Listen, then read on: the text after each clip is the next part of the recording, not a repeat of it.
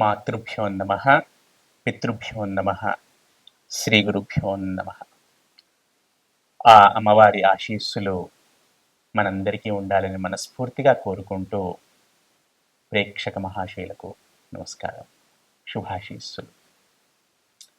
ఈ జూన్ నెలలో మేషాది ద్వాదశ రాశుల వారికి గోచార రీత్యా ఫలితాలు ఎలా ఉంటాయో తెలుసుకుందాం. అయితే ఈ జూన్ మాసంలో కొన్ని ముఖ్యమైన పర్వదినములు ఉన్నాయి. ముందుగా వాటి గురించి తెలుసుకొని తర్వాత మనము రాశి ఫలాల్లోకి ప్రవేశిద్దాం.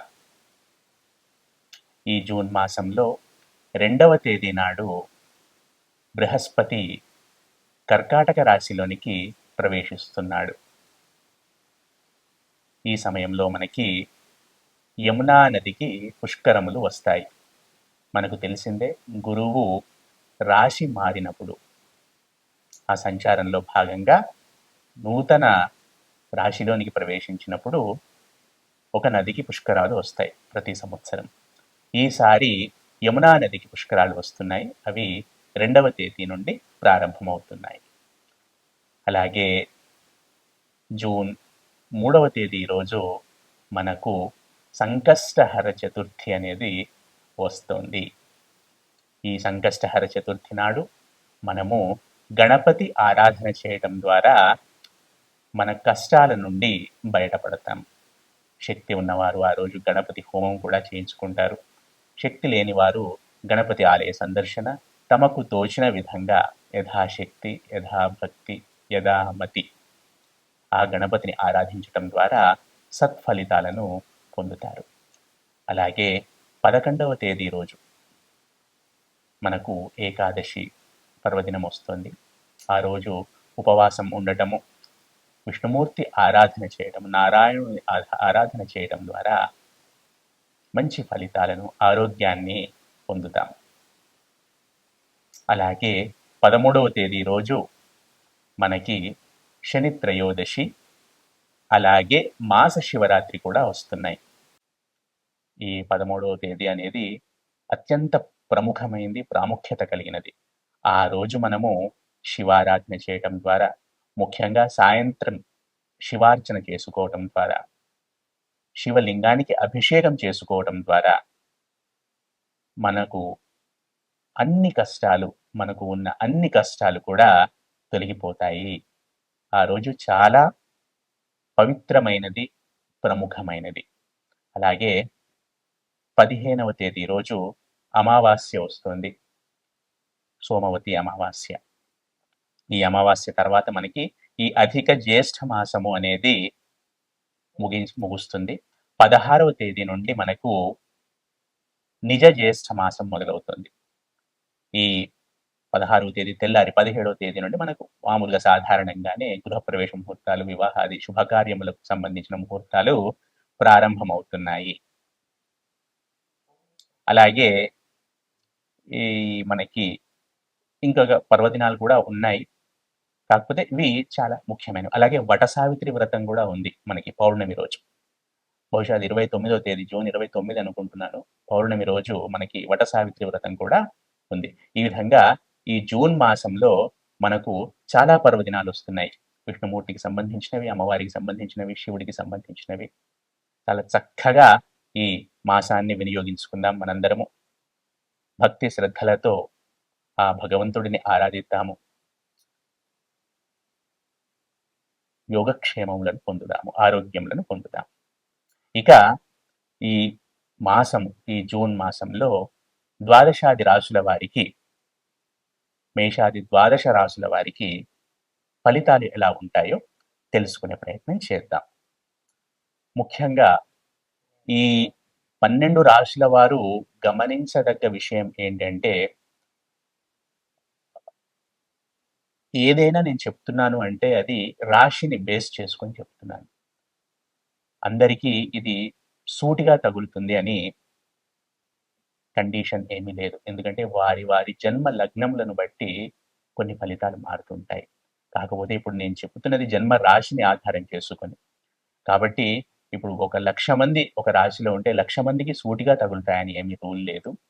వారి వారి జన్మ లగ్నములను బట్టి ఫలితాలు కొంచెం అటు ఇటుగా మారుతూ ఉండొచ్చు. ఇది ప్రేక్షకులు గమనించగలరు. తదుపరి వృషభ రాశి.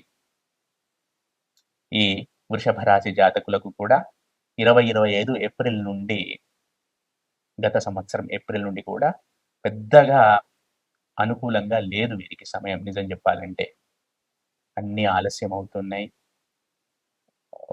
ఏవి ముందుకు అంత ఈజీగా కదలటం లేదు. ప్రయత్నం తర్వాత కదులుతున్నాయి. అలాగే చిన్న చిన్న అవమానాలు కూడా ఎదుర్కోవాల్సి వస్తుంది ఈ వృషభ రాశి జాతకులకు. అలాగే వీరిపైన శని దృష్టి ఉంది. శని యొక్క తృతీయ దృష్టి ఉంది వృషభ రాశి పైన. అలాగే వీరికి గురువు తృతీయ భావంలో, వీరి రాశి నుండి తృతీయ భావంలో సంచారం చేస్తున్నాడు. కాబట్టి ఈ చిన్న చిన్నవి పరిశీలిస్తే కనుక వీరు తోబుట్టువులతో, అన్నదమ్ములతో, అక్కచెల్లెలతో సరైన సంబంధాలు కలిగి ఉండటము సూచించటమైనది. అలాగే ప్రతి చిన్నదానికి పెద్దదానికి కోపం తెచ్చుకోకూడదు, నోరు పారేసుకోకూడదు. ఈ చిన్న చిన్నవి మీరు దృష్టిలో ఉంచుకోండి. తగు జాగ్రత్తలు వహించండి. అలాగే నియమబద్ధమైన ఒక డిప్లొమాటిక్, ఒక డిసిప్లైన్డ్ లైఫ్ స్టైల్ అనేది మీకు అవసరము ఈ వృషభ రాశి జాతకులు. లేకుంటే లేనిపోని ఆరోగ్య సమస్యలు, చిక్కులు ఎదురయ్యే అవకాశాలు ఉన్నాయి. ఒక సిస్టమేటిక్ లైఫ్ స్టైల్ అనేది అలవాటు చేసుకోండి. సరైన సమయంలో నిద్ర, సరైన సమయంలో భోజనము, ఏ సమయంలో ఏది చేయాలో అది కొంచెం చేస్తూ ముందుకు వెళ్ళండి.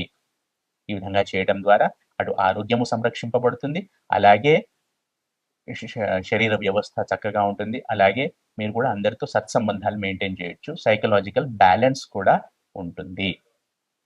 ఈ వృషభ రాశి జాతకులు ఎవరైతే వృత్తి, ఉద్యోగ, వ్యాపారాల్లో ఉన్నారో వారికి ఈ మాసంలో కొత్త ప్రాజెక్టులు రావడానికి అవకాశం ఉంది. లేదా ఏదైనా ప్రాజెక్ట్ ఎండింగ్ స్టేజ్లో ఉంటే వారు ఇంటర్వ్యూలు ఇస్తే గనక కొత్త ప్రాజెక్టులు రావడానికి అవకాశం ఉంటుంది. వృత్తి, ఉద్యోగ, వ్యాపారాల్లో కొంచెం సానుకూలంగానే ఉంటుంది ఈ జూన్ మాసం. అయితే వ్యాపారంలో ఎవరైతే ఉంటారో వారికి చిన్న చిన్న అడ్డంకులు అనేవి సహజంగానే కనబడుతున్నాయి. కాకపోతే వాటి నుండి బయటపడతారు కూడా. అలాగే విద్యార్థులు ఎవరైతే ఉంటారో ఈ వృషభ రాశికి సంబంధించిన వారు ఈ మాసంలో కొంచెం ఒత్తిడికి లోనయ్యే అవకాశం ఉంది. వారు ప్రతి నిత్యము మెడిటేషన్, ధ్యానం చేసుకోవటం ద్వారా లేదా యోగా చేసుకోవటం ద్వారా ముందుకు వెళ్ళటం సూచించటమైంది.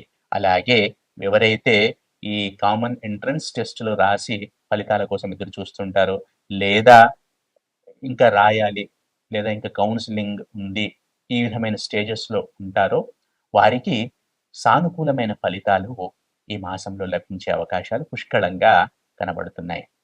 అలాగే ఈ వృషభ రాశికి సంబంధించిన గృహస్థులు ఎవరైతే ఉంటారో, గృహస్థులు అంటే in the sense home makers అవ్వచ్చు, రిటైర్డ్ పీపుల్ అవ్వచ్చు, ఎవరైతే ఉంటారో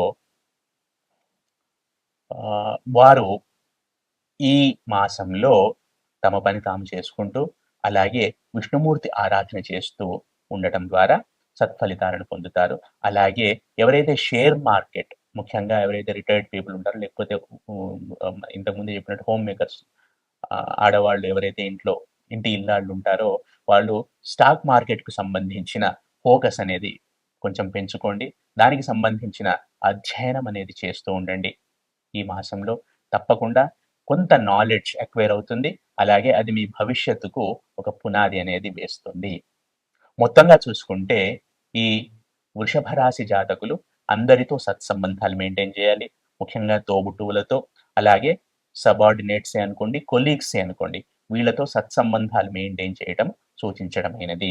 కొంచెం ఓపిక అవసరము. అన్నపానీయాదుల విషయంలో అలాగే నిద్ర, చేస్తున్న డ్యూటీస్ విషయంలో ఒక సిస్టమేటిక్ లైఫ్ స్టైల్ అనేది అవసరము. ఈ చిన్న చిన్న వాటి జాగ్రత్తలు పాటించండి. ఈ మాసము హాయిగా సాగుతుంది ఈ వృషభ రాశి జాతకులకు. ఈ వృషభ రాశి జాతకులు ఈ మాసం మొత్తం కూడా